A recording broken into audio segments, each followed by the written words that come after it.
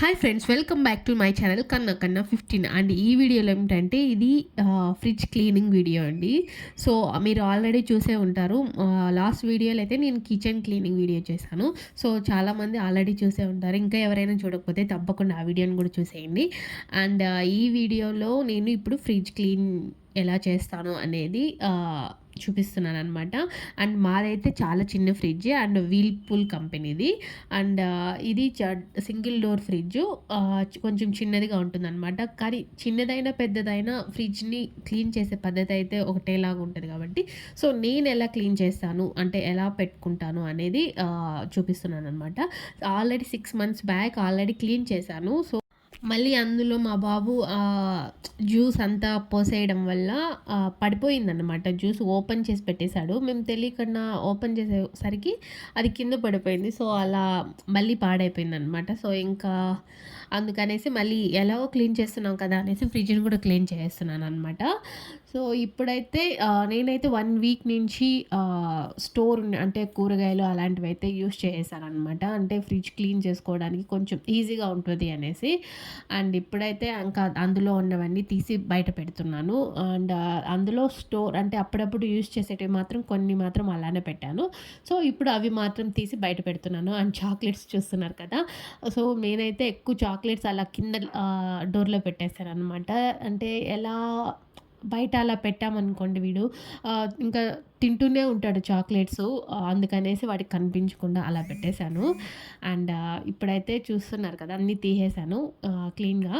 చూస్తున్నారు కదా కింద చాలా అంటే చాలా డర్టీగా అయిపోయింది. అంటే చెప్పాను కదా ఆల్రెడీ వీడి జ్యూస్ పోసేయడం వల్ల అలా అయిపోయిందనమాట. బాగా కర్ర కట్టేసింది.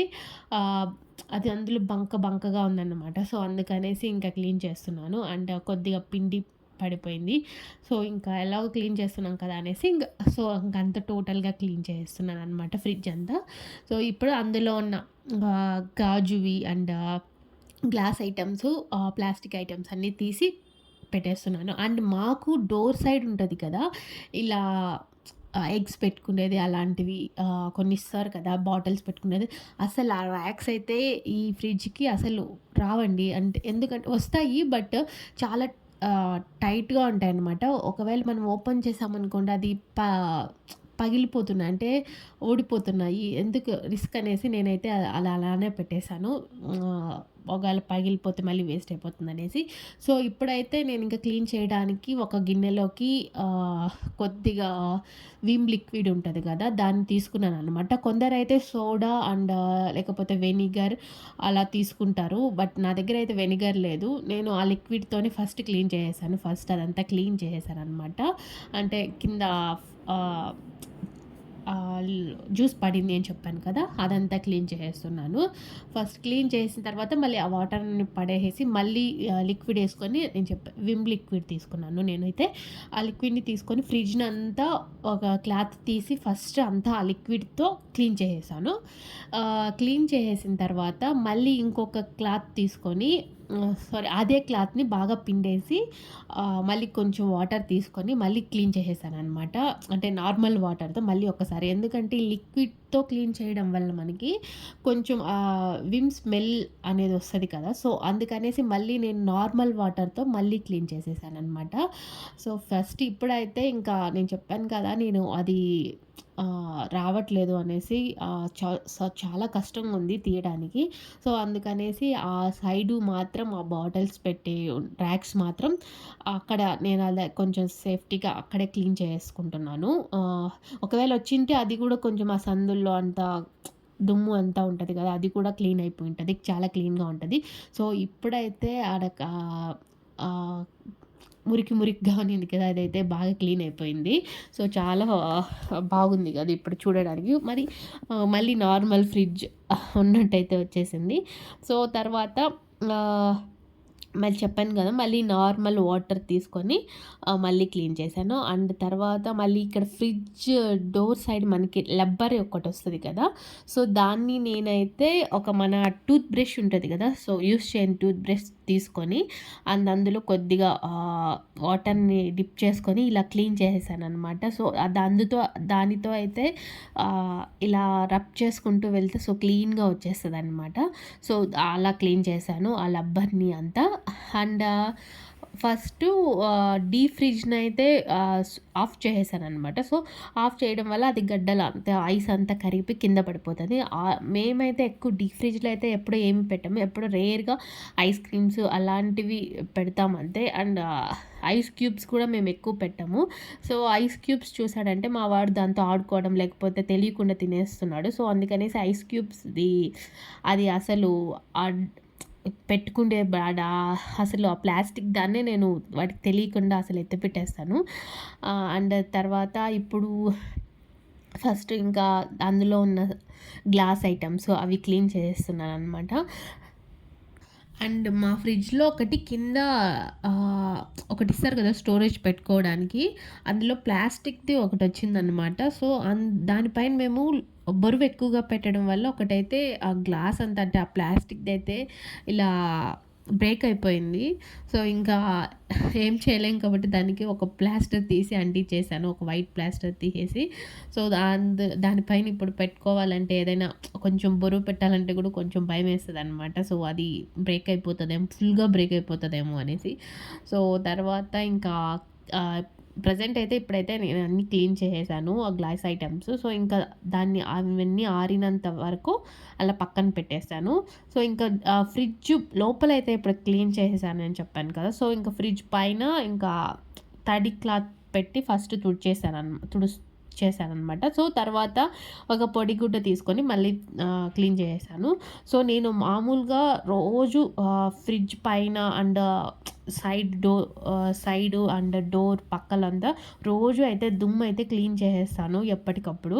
బట్ ఎలాగో ఫ్రిడ్జ్ క్లీన్ చేస్తున్నాను కాబట్టి సో, తడి గుడ్డతో ఒకసారి క్లీన్ చేసుకుంటే ఇంకా కొంచెం క్లీన్‌గా ఉంటది కదా! ఏదైనా మరక ఉంటే చిన్నవి పోతాయి అనేసి క్లీన్ చేసేస్తున్నాననమాట ఒకసారి.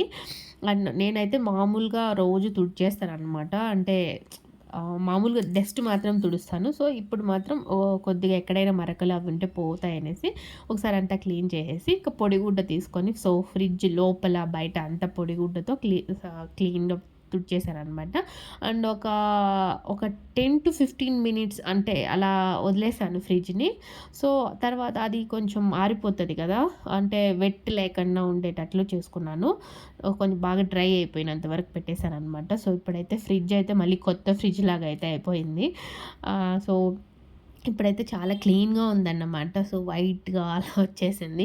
ఇంతకుముందు అసలు కలరే అయితే చేంజ్ అయిపోయింది. అలా చేసేసాము.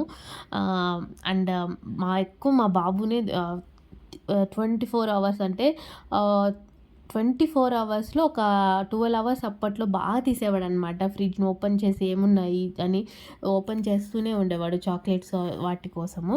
సో, ఇప్పుడైతే మేము కొంచెం లాక్ వేసేస్తున్నాము. లాక్ వేసి పైన పెట్టేస్తున్నాం వాడికి అందకుండా.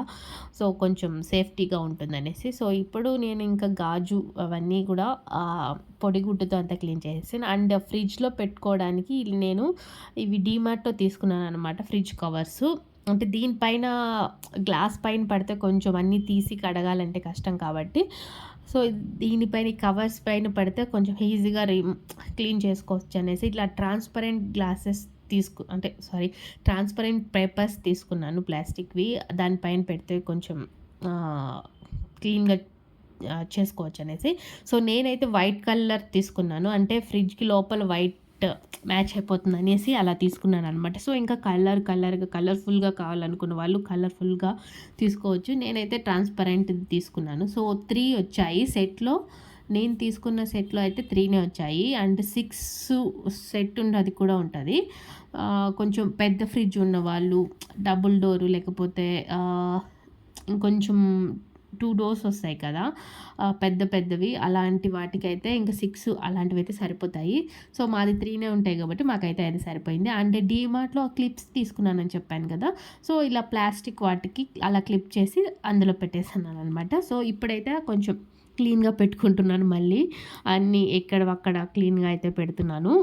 అండ్ ప్రెజెంట్ అయితే పచ్చిమిర్చి, కొత్తిమీర అలాంటివి పెట్టాననమాట అందులో. ఆ ప్లాస్టిక్ దాంట్లో పచ్చిమిర్చికి ఆ తొట్టాలు అవి అన్నీ తీసేసి ఫ్రిడ్జ్‌లో పెడితే మనకి కొన్ని రోజులు స్టోర్ ఉంటాయన్నమాట. లేకపోతే కాడల దగ్గర అన్నీ కుళ్ళిపోయి అలా అయిపోతాయి. సో, అందుకనేసి అన్ని కాడలు తీసి అలా పెట్టేసాను. అండ్ కొత్తిమీర పెట్టేటప్పుడు కింద ఒక టిష్యూ పేపర్ అలా పెట్టుకోవడం వల్ల మనకి కొత్తిమీర అనేది ఎక్కువ రోజులు స్టోర్ ఉంటది. సో, అలా పెట్టి పెట్టేసాననమాట లోపల.